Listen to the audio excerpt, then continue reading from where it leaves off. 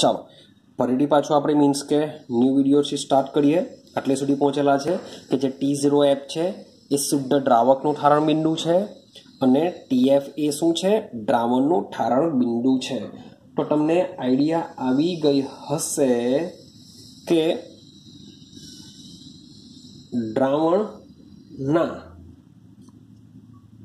દ્રાવણનું જે ઠાર બિંદુ છે એ કેવું છે? ઓછું છે કમ્પેરિઝન ટુ દ્રાવકના ઠાર બિંદુ કરતા. આઈડિયા આવે છે?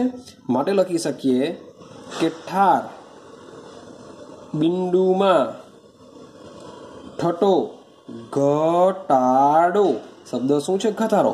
જ્યારે પેલામાં શું આવેલું હતું? ઉત્કલન બિંદુમાં થતો વધારો. અહીંયા શું આવશે? ઠાર બિંદુમાં થતો ઘટાડો. અને ઘટાડાને શું કહેશું? ડેલ્ટા TF વડે દર્શાવીશું. ઠાર બિંદુ છે એટલે ફ્રીઝિંગનો F, ડેલ્ટા TF. તો ડેલ્ટા TF શું થશે? કોણ વધારે છે? T0F. તો T0F માંથી આપણે TF બાદ કરીશું. જ્યારે પહેલામાં ડેલ્ટા TB બરાબર શું હતું? TB માઇનસ T0B હતું, કારણ કે એમાં TB વધારે હોય છે જ્યારે આમાં T0F વધારે હોય છે. તો એ આપણે યાદ રાખીશું. ક્લિયર છે? ચાલો આગળના પોઈન્ટની વાત કરીએ. જ્યારે દ્રાવણ મંદ હોય ત્યારે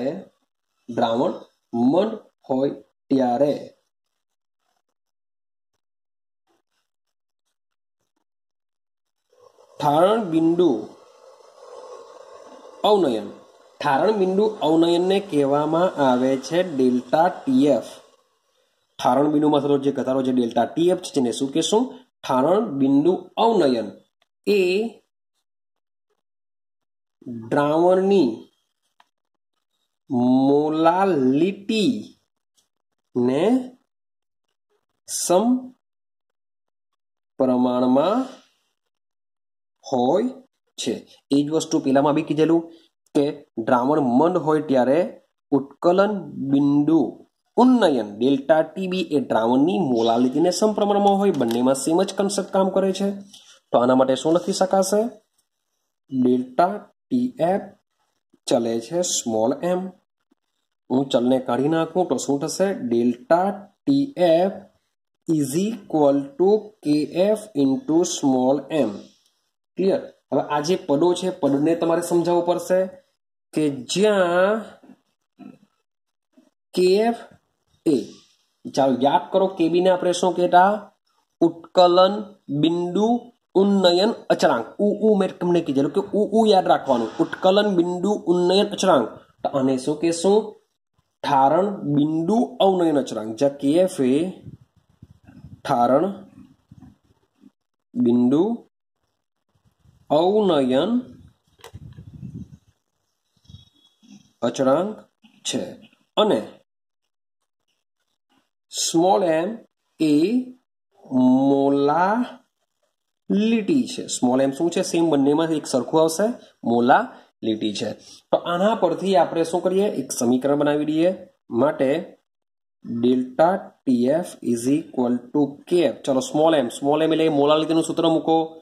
દ્રાવ્યનું વજન ગુણ્યા 1000 છેદમાં દ્રાવ્યનો અણુભાર ગુણ્યા દ્રાવકનું વજન. સામા લેવું છું ગ્રામમાં, કારણ કે ઉપર મેં 1000 મૂકેલું છે. ડેલ્ટા TF બરાબર શું થશે? ડેલ્ટા TF બરાબર T0F minus TF. T0F minus TF is equal two KF W2 ગુણ્યા 1000 છેદમાં M2 ગુણ્યા W1. તો આ સૂત્રનો ઉપયોગ કરીને એના એક્ઝામ્પલ બી તમે સમજી શકો છો. તો બંનેનું સૂત્ર સેમ છે, ખાલી તમારે ડેલ્ટા TF અને ડેલ્ટા TB યાદ રાખવાનું છે. આના પરથી માની લો કે તમને દ્રાવ્યનું મોલર દર પૂછે તો W1, W2, KF, delta TF જો તમારી પાસે હોય તો દ્રાવ્યનો અણુભાર શોધી શકો છો. ભાઈ ડેલ્ટા TF બી આ સૂત્રનો ઉપયોગ કરીને શોધી શકો છો. ક્લિયર થાય છે? ચાલો હવે હજી એક નાનો એમથી પોઈન્ટ સમજવાનો છે, સમજવાનો પ્રયત્ન કરજો. ચાલો સમજો કે માની લઈએ કે તમારે બીજે એક સૂત્ર યાદ રાખવાનું છે કે આ જે કેએફ છે અને જે કેબી છે, જે અચળાંકો છે, જે કેએફ અને કેબી શું છે? અચળાંકો છે. આ અચળાંકોના મૂલ્યો, કેએફ અને કેબીના જે મૂલ્યો છે, એ કેએફ અને કેબીના મૂલ્યો જે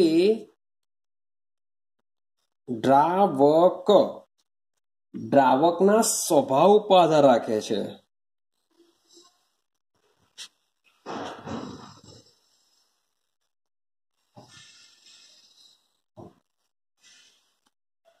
કેએફ અને કેબીના જે મૂલ્યો છે શું છે? દ્રાવકના સ્વભાવ ઉપર આધાર રાખે છે. ક્લિયર? હવે કેવી રીતના? તો આવી તમારે યાદ રાખવાનું છે કે KF is equal to R ગુણ્યા M1 ગુણ્યા TF સ્ક્વેર છેદમાં 1000 ગુણ્યા ડેલ્ટા ફ્યુઝન FUS આપણે લખી દઈશું અહીંયા H. ક્લિયર છે? આ એક સમીકરણ બી તમારે યાદ રાખવું પડશે જે KF શોધવા માટેનું છે, અને બીજું સમીકરણ KB માટે બી છે. KB માટે બી એના માટે સેમ છે કે R ગુણ્યા M1 ગુણ્યા TB સ્ક્વેર છેદમાં 1000 ગુણ્યા અહીંયા આવશે જેમ ફ્યુઝન રૂટ એમાં આવશે વેપર, એટલે કે બાષ્પ બનાવવાની છે આપણે, અને પીગારવાનું છે અને બાષ્પ બનાવવાની છે. તો આપણે આ બે સૂત્રને બી યાદ રાખીશું કેએફ અને કેબી માટે. કેએફ અને કેબી માટે જ્યારે ડેલ્ટા એચ ફ્યુઝન કે ડેલ્ટા એચ વેપોરેશન વગેરે જેવું આપેલું હોય, ટીએફ આપેલું હોય, તો એમાં આ મુજબના સૂત્રનો ઉપયોગ કરી શકાય. હવે આર શું છે? તો જે આર છે એ આર છે વાયુ અચળાંક. આર શું છે? વાયુ અચળાંક છે. અને જે M1 એટલે કોના માટે હોય? દ્રાવક. શોના માટે હોય? દ્રાવક. તો M1 એટલે કોણ કહેવાશે?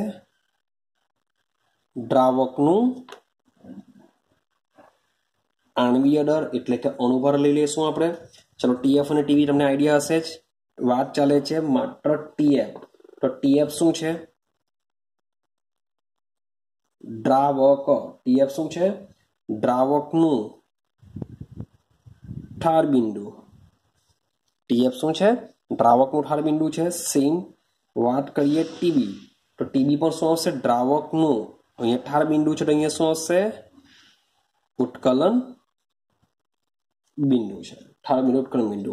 સેમ ડેલ્ટા ફ્યુઝન એન્થાલ્પી, અને શું કહેશું? ફ્યુઝન એટલે કે એની ગલન એન્થાલ્પી કહેશું, એટલે કે પીગળવા માટેની જરૂરી એન્થાલ્પી.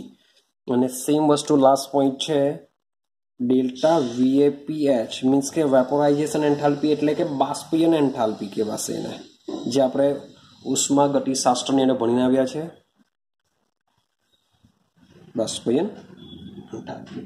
તો આનો ઉપયોગ કરીને તમે KF અને KBનો જે દ્રાવક ઉપર આધાર રાખે છે તે પણ સમજી શકીએ છીએ. તો ક્લિયર છે? આટલી વસ્તુ તમારે ઉત્કલન ઠારણ બિંદુ અવનયનમાં યાદ રાખવાની છે. હવે આના એક્ઝામ્પલ કેવી રીતના આવશે એ એક્ઝામ્પલને ભાઈ અભ્યાસ કરીએ આપણે. ચાલો આપણે કોયડો નંબર 2.9 જોઈએ. કોયડો નંબર 2.9. ચાલો શું લખેલું છે જોઈએ. 45 ગ્રામ ઇથિલિન ગ્લાયકોલ. 45 ગ્રામ શું આપેલું છે? Ethylene glycol. તો 45 ગ્રામ શું આપેલું છે? ઇથિલિન ગ્લાયકોલ આપેલું છે. એને 600 ગ્રામ પાણી સાથે, 600 ગ્રામ પાણી સાથે. તો એનો મતલબ એમ થાય કે ભાઈ આનો જથ્થો વધારે છે, એટલે કે આ શું હશે? દ્રાવક હશે. દ્રાવકને કહેશું W1. આ હશે દ્રાવ્ય, જેને કહેશું આપણે W2. આટલું ક્લિયર થઈ ગયું? W1 શું છે? W2 શું છે? આગળ જઈએ તો ઠાર બિંદુ અવનયન પહેલું શોધવાનું છે આપણે. આપેલું છે ઠાર બિંદુ અવનયન શોધવાનું છે. ઠાર બિંદુ અવનયન. અને બીજું શોધવાનું છે દ્રાવણનું ઠાર બિંદુ. કરું દ્રાવણનું ઠાર બિંદુ ગણો। તો સવાલ એવો આવે કે શું શોધવાનું છે તે પહેલા તમને ખબર હોવી જોઈએ। હવે દ્રાવણનું ઠાર બિંદુનો મતલબ એમ થાય કે તમારે શોધવો પડશે ટીએફ। તમારે શું શોધવું પડશે? ટીએફ શોધવું પડશે। હવે ઠાર બિંદુ અવનયનનો મતલબ થાય ડેલ્ટા ટીએફ તમારે શોધવું પડશે। તો સિમ્પલ છે, કે ધ્યાન નથી મારવાની।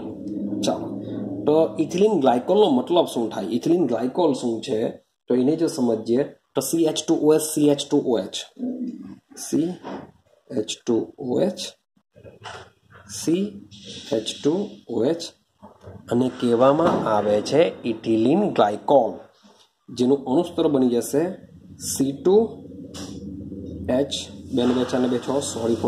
C2H6O2 C2H6O2 એનું શું બની જશે? આણ્વીય સૂત્ર બની જશે। તો સૌથી પહેલા ચાલુ કરીએ કે delta TF is equal two KF into small m। હજુ બી આપણે લગભગ તમે જોશો તો વાત કરીએ KF, વાત શાની કરીએ? KF। તમે રકમમાં જોશો તો આઈ થિંક સો રકમમાં પણ તમને KF આપ્યો નથી, તો વિચારો મોલાલિટી તો KF કાઢી લાવવાના। આ સૂત્રનો જો ઉપયોગ કરશું તો આપણને KF તો છે નથી। જો KF આપેલો હોતે તો એના પરથી આપણે ડેલ્ટા TF શોધી કાઢતા, ડેલ્ટા TF પરથી આ શોધી કાઢશે, પણ ડેલ્ટા TF આપ્યો નથી। તો હવે આપણે શું કરશું? ક્લિયર? એક ક્વેશ્ચન માર્ક ઊભો થયો, પરંતુ KF આપવો બહુ જરૂરી છે। KF જો નહીં હશે તો આ દાખલો સોલ્વ નહીં થશે। તો એવું આપણે સમજીને ચાલીએ કે આ જે દાખલો છે એ દાખલો થોડીક મિસ્ટેક છે। આમાં તમને 100% KFની વેલ્યુ આપી જ દેવામાં આવે, એને અચળાંક છે તેની વેલ્યુ આપી દેવામાં આવશે। તો એની વેલ્યુ જરાક હું ચેક કરી લઉં તો એની વેલ્યુ છે 1.86 કેલ્વિન કિલોગ્રામ પ્રતિ મોલ। તો ટેન્શન નહીં લેતા, તમને ઓલરેડી KFની વેલ્યુ આપી દેશે। તો delta TF is equal two KF છે 1.86। મોલાલિટીનું સૂત્ર શું આવશે? દ્રાવ્યનું વજન ગુણ્યા 1000 છેદમાં દ્રાવ્યનો અણુભાર ગુણ્યા દ્રાવકનું વજન ગ્રામમાં। ઓલરેડી ગ્રામમાં જ છે એટલે પ્રોબ્લેમ નથી। રેડી છે? ચાલો હવે આગળ જઈએ। મારે શોધવાનો છે ડેલ્ટા TF જ, માટે delta TF is equal two 1.86 ગુણ્યા W2 કોના માટે હોય? W2 હોય છે દ્રાવ્ય માટે દ્રાવ્યનું વજન કેટલું છે? ઇથિલિન ગ્લાયકોલનું વજન આપેલું છે 45, તો આપણે લખી દઈશું 45 ગુણ્યા 1000, ચાલો છેદમાં અણુભાર, તો ઇથિલિન ગ્લાયકોલનો અણુસૂત્ર છે C2H6O2 તો એના પરથી એનું આણ્વીય દર જો વાત કરીએ તો આણ્વીય દર ગણી કાઢો તો એનો આણ્વીય દર થઈ જશે 62। કેટલું થશે એનું? ગણી કાઢજો, 62 આવશે। W1 કેટલો થઈ જશે? 600। તો આનો ઉપયોગ કરીને કેલ્સીનો ઉપયોગ કરજો। ડેલ્ટા TFની જો વાત કરીએ તો ડેલ્ટા TFનું મૂલ્ય આવશે 2.2 કેલ્વિન। તો એક ક્વેશ્ચન આપણો સોલ્વ થઈ ગયો, હા કે ના? ચલો બીજા ક્વેશ્ચનની વાત કરીએ। હવે આપણે જાણીએ છીએ કે delta TF is equal two, યાદ રાખજો મિસ્ટેક નહીં થવી જોઈએ, T0F માઇનસ TF થશે। ડેલ્ટા TF બરાબર T0F માઇનસ TF। ચાલો આપણે શોધવાનું છે દ્રાવણનું, એટલે કે આપણે TF શોધવાનું છે, માટે TF ઇઝ ઇક્વલ ટુ આ TF નું આ બાજુ લઈ જાઉં છું, TF ને આ બાજુ લઈ જાઉં છું એટલે માઇનસનું પ્લસ। રેડી? તો T0F જેમ છે તેમ આને હું આ બાજુ લાવવા તો એ શું બની જશે? માઇનસ બની જશે, માટે ડેલ્ટા TF। ચલો T0F, હવે તમે પાછા કહેશો જો T0 મેં તમને શરૂઆતમાં કીધેલું છે કે T0F આપવામાં આવતો નથી। T0B, જેમ T0B નહીં આપવામાં આવે તેમ T0F પણ આપવામાં આવતો નથી। એને તમારે યાદ રાખવો પડશે. તો T0F ની વાત કરીએ તો પાણીમાંથી ભાઈ બરફ ક્યારે બને તો ભાઈ 0°C અને 0°C ને કેલ્વિનમાં જો કન્વર્ઝન કરું તો આન્સર આવશે 273.15 માઇનસ ડેલ્ટા TF કેટલું આવ્યું 2.2 બંને કેલ્વિનમાં જ લેશું આપણે તો આનો આન્સર તમને મળી જશે 270.95 કેલ્વિન જેવું તમને મળી જશે. એ આપણું આવશે TF એટલે કે દ્રાવણનું ઠારણ બિંદુ. ક્લિયર છે? તો આ રીતનો દાખલો હોય છે, ખૂબ જ ઈઝી હોય છે ને દાખલા, તો ભૂલ થવી નહીં જોઈએ. આ છે ક્વેશ્ચન નંબર 2.9. ચાલો આગળ જઈએ આપણે. આજનો આપણો લાસ્ટ પોઈન્ટ છે, મીન્સ કે વિડીયો આજે ટૂંકો બનાવું છું, મારો ટોપિક પતી જાય છે. તો નેક્સ્ટ પોઈન્ટમાં આપણે મજાનો પોઈન્ટ સમજવાના છે અભિસરણ. તો અભિસરણ શું છે એની વાત હમણાં હું નથી કરતો, ખાલી કોયડો પટાવી દઈએ. બોલપેન બી પટી ગયેલી છે તો ના પાડી રહી છે, વાંધો નહીં. કોયડો નંબર 2.10. ચાલો લાસ્ટ પોઈન્ટ પટાવીએ. આપેલું છે 1.0 ગ્રામ અવિદ્યુત વિભાજ્ય દ્રાવ્ય, અવિદ્યુત વિભાજ્ય દ્રાવ્ય મીન્સ કે જે દ્રાવ્ય છે કેવો છે અવિદ્યુત વિભાજ્ય છે, એટલે કે એમાંથી કોઈ આયનો છૂટા પડશે નહીં. અને દ્રાવ્ય કીધેલું જ છે એટલે આ શું થઈ જવાનું W2 મળી ગયો. આગળ જઈએ. જે 50 ગ્રામ બેન્ઝીનમાં ઓગાળેલો છે, 50 ગ્રામ બેન્ઝીન એટલે કે C6H6, તો આના કરતા વધારે છે એટલે 100% શું હોવાનો ઓગાળેલો છે એટલે કે W1. આગળ જઈએ. ચાલો હવે બેન્ઝીનમાં ઓગાળેલો છે તે બેન્ઝીનના ઠારણ બિંદુમાં 0.40 કેલ્વિનનો ઘટાડો દર્શાવે છે. હવે સમજો, બેન્ઝીનના ઠારણ મીન્સ કે બેન્ઝીનનું દ્રાવણ હતું, હવે એમાં જ્યારે 1.0 ગ્રામ વિદ્યુત અવિભાજ્ય પદાર્થ એડ કરવાથી બેન્ઝીનના દ્રાવણના ઠારણ બિંદુમાં 0.40 કેલ્વિનનો ઘટાડો કરે છે. એટલે કે એનો મતલબ એમ થાય કે આ શું આપેલું હોય છે ડેલ્ટા TF આપેલું છે 0.40. એમાં તમને અગાડી બી કીધેલું છે કે ડેલ્ટા TB હોય કે ડેલ્ટા TF હોય એની જે તફાવતની જે વેલ્યુ હોય છે એ કેવી હોય છે, ખૂબ જ નાની હોય છે. માટે જો નાની વેલ્યુ આપેલી હોય તો કન્ફ્યુઝન નહીં થતા કે TF લખી દેવ કે પછી T0F તો લખવાના જ નથી, પણ TF ન લખાઈ જાય એ યાદ રાખજો. કારણ કે નાની વેલ્યુ આપેલી હોય છે, તફાવત આપેલો હોય છે, ઘટાડો આપેલો હોય તો ડેલ્ટા TF આવશે, વધારો આપેલો હોય તો ડેલ્ટા TB આવશે. તો આમાં મિસ્ટેક થવી નહીં જોઈએ. લખેલું છે બેન્ઝીનના ઠારણ બિંદુમાં 0.40 કેલ્વિનનો ઘટાડો થાય છે, તો ઘટાડો થાય છે માટે આપણે શું લેશું ડેલ્ટા TF. હવે બેન્ઝીનનો ઠારણ બિંદુ અવનયન અચળાંક આપેલો છે, અહીંયા ડેલ્ટા TF છે એટલે 100% KF જ આવે ને. ઠારણ બિંદુ અવનયન અચળાંક લખેલું જ છે કેટલો 5.12 એકમ હોય છે કેલ્વિન કિલોગ્રામ પ્રતિ મોલ. KF હોય કે KB હોય બંનેના એકમ શું છે સિમિલર છે. તો દ્રાવ્યનું મોલર દર એટલે કે મારે શોધવાનો છે M2. મારે શું શોધવાનો છે M2 શોધવાનો છે.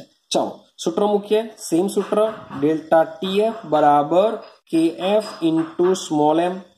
બધું વજન આપેલું છે, અણુભાર શોધવાનો છે તો મોલાર લીટીનું સૂત્ર બી મૂકી દઈએ. તો ડેલ્ટા TF બરાબર KF ઇન્ટુ મોલાર લીટી, તો શું થશે દ્રાવ્યનું વજન ગુણ્યા 1000 છેદમાં દ્રાવ્યનો અણુભાર ગુણ્યા દ્રાવકનું વજન ગ્રામમાં, કારણ કે આપણે ઉપર 1000 લખેલા છે. ભાઈ મારે શોધવાનો છે M2, એ માટે હું M2 ને કરતા બનાવું.